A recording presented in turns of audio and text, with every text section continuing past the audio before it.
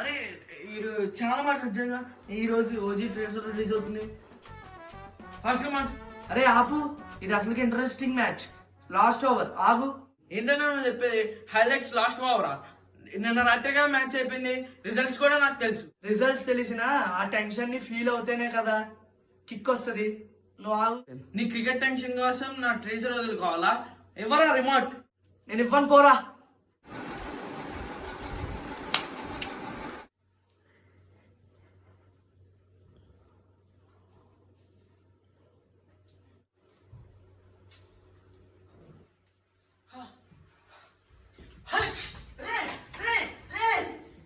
దొంగ నా కొడుక.